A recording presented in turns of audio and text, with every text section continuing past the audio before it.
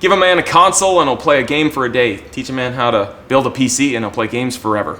Well, here we're going to make a video basically showing you how to build a computer at equal power to an Xbox One or PS4 for around the same price. Most of the games that are coming out for consoles in the next year will be on PC as well. We're going to go over briefly how to build this computer, but we're also going to explain how we came about finding these parts, which in my opinion is more important. Unfortunately, the actual hardware that PlayStation and Xbox use, they sell it for a lower price than its actual value because they're subsidizing the price of the console through the sales of their games. If you look online, you get the actual hardware pieces inside the PS4 and put them into a computer. It costs you about $750. The computer we're going to be building today is actually more around $900, $950. The reason we're making it a little more expensive, you're not building it just to play the games that are coming out today. You're building it to play the games that are coming out in 3 or 4 years. You guys will have the information after watching this video to go and spec it out to whatever price point works for you. So we got all these computer parts from TigerDirect.com, and you guys can actually go to there. They have a page set up for us where you can see this exact computer build that we are building right now.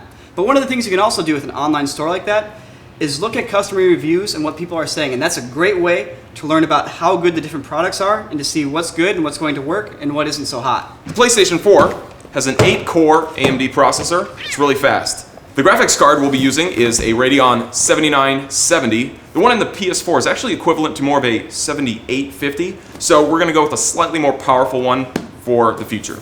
A Blu-ray drive. We're going to toss one in this computer just in case you like to watch movies. 8 gigabytes of RAM. Also in the PlayStation 4 is a 500 gigabyte hard drive. We're actually using a way better version of that hard drive, which is a hybrid solid state hard drive. It runs a lot faster and loads games way faster. You want to look for a case that has good cable management, a couple nice features for like swapping out hard drives and other things that are going to go inside that computer, and handy ports on the front, such as USB, USB 3.0, eSATA, etc. Just look at the reviews, you'll see which ones are good. Cheap cases can be good. How do you know which motherboard to pick? Do you need a ton of memory? Then get a motherboard that has a ton of memory slots. Do you need a ton of USB ports? Then get a motherboard that has a ton of USB ports. So you just want to make sure that the socket type of your CPU matches the socket type of the motherboard. Tons of websites have dedicated themselves to giving you the best bang for your buck items. Just a little bit of Googling and you guys will be perfect. Every part of your computer takes electricity. That electricity has to come from somewhere. That somewhere is your wall. But then that electricity needs to be all turned into good things for your parts that use it. Let me try that again.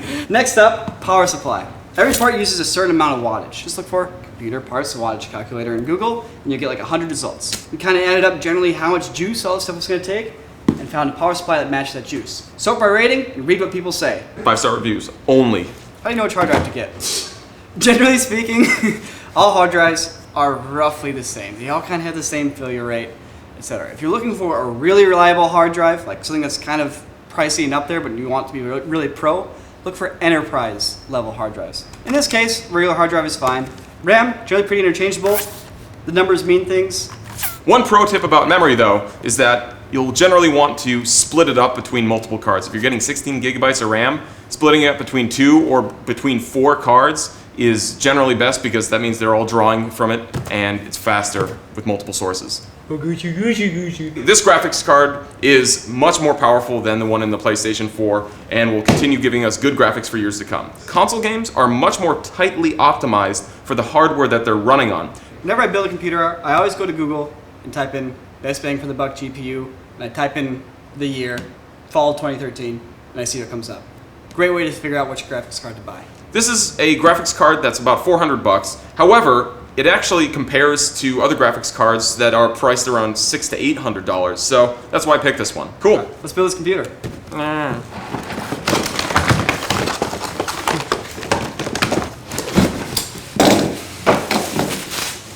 When you guys buy computer parts on the internet, make sure you save the boxes for at least a month because if something goes wrong and the piece is broken, you can ship it back.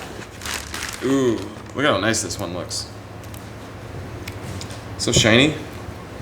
First crucial step is to place the CPU onto the motherboard. Unlock the motherboard. Literally just drops right in. And then you clamp it back down in there. Now it's seated and locked in. The second step after putting the CPU in is to place the heatsink on top of it. And you'll notice there's this little gray swatch there, and that's actually thermal paste. What that does is it basically creates a seal between the heatsink and the processor, and allows heat conduction to work more efficiently so that it can dispel the heat with the fan. You gotta power it somehow, and usually on the motherboard right next to the CPU is a small set of prongs marked CPU fan. You'll see that. Lock that in there. Boom. When dealing with multiple sticks of memory, also make sure that you are placing them, if they are dual channel, into the same colored slots. So I have 2 cards here, so it will be black and black. Nice and tight. Little pro tip for you guys: as you build your computer, read the manuals for your devices. A lot of people actually don't. They just skip over the instruction manual and they wonder how we learned how to do all these things. Start with the case manual and it'll go through all the steps for assembling all the pieces in the correct order and where all these random, seemingly janky wires go. Read the manuals. Very useful. Don't be too macho. Install the motherboard in the proper location. Oh. Another tip for you guys when you're building a computer is to think about your airflow. You want to make sure that everything's pulling cold air in and then expelling hot air. So pay attention to the directions your fans are facing and where they are blowing the air. What are you doing here? I am marking where these holes are lining up because we need to install the mounting screws that keep the motherboard elevated off the rest of the computer. On the back of the motherboard are a bunch of the metal connections, and if they are up against the case, then they actually cause short circuits and they ground the motherboard. And you don't want that. You want to have the motherboard elevated a little bit, which is what these little copper screws are for.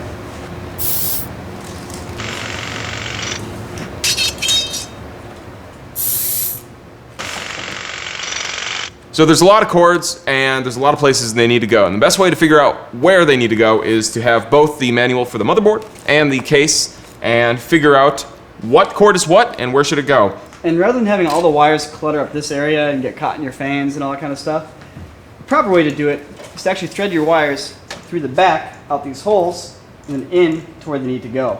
Also, the motherboard is very clearly labeled with what needs to go where, such as the USB, there's a label for USB, the SATA for your hard drives. The best way to do it is just to buckle down and find one at a time.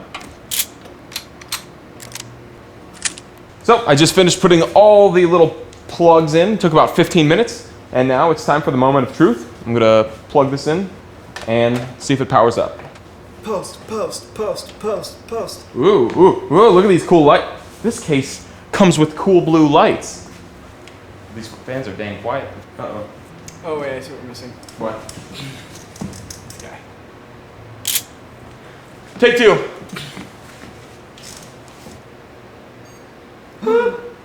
Dude, did you hear that beat? Ooh, Oh snap. yeah. Oh snap. Please insert operating system disk. Done. Cool. That was painless. Well, now that the computer works, I'm going to install Windows 7 on a USB drive. It's a really, really great way to install Windows, way faster than on a disk. And if you don't know how to do it, Google it. It's really simple.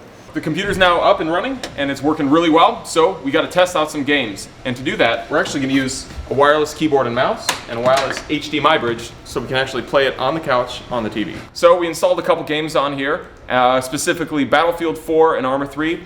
Those are kind of our go-to stress test games, and they're actually both running really, really well. Battlefield 4, pretty much getting a solid 60 frames per second in ultra settings in all parts of the game. Maxed out settings. Maxed out settings. Arma 3, little different story. At max settings, we're getting around 30, 40 frames per second, but that's still really, really good. This computer is less than half the price of the ones we made in our ultimate PC build-off video, and it's performing almost just as well. Acknowledge, Delta 3. Delta 3, be advised. No support available. Sorry, guys. We're stretched. That turned out pretty good. Definitely did. I was actually really surprised with how well this computer runs, because typically we're not, building budget gaming PCs, but, kind of beefy editing rigs for our videos. But this one's performing so well, and I don't know, I can't wait to play more games on it. I think the main takeaway in this is that for around the same price as a console, you can build a pretty decent computer. And granted, ours, like we said at the beginning, was like $950. There's a couple tweaks you can make to bring it down to different levels depending on your price point. We got a $400 graphics card. you don't have to do that if you don't want to. That's, 100, 200 bucks knocked off the price right there. I wouldn't recommend going cheaper on anything else. I mean, if you're one of those kind of guys who is really into the specs and the frame rates, and you want to be playing all your games 60p, 1080, this is probably the kind of rig you'll want to play on. One other thing that's worth noting, if you're looking to do a lot of video work with your computer, while ATI cards are great, NVIDIA tends to have cards that are a little more multi-purpose. So if you guys want the parts list for this computer, we have it in this description. Also, you can go to Tiger Direct to see all the parts that we use to buy this computer. They have a webpage set up with all the parts listed, so you can read reviews, check out more specs, or compare them to other parts if you want to customize this rig. Hope you guys like this video. If you have any questions on computer parts or whatever, you can hit us up on Twitter, and it's at Corridor Digital on Twitter. See ya!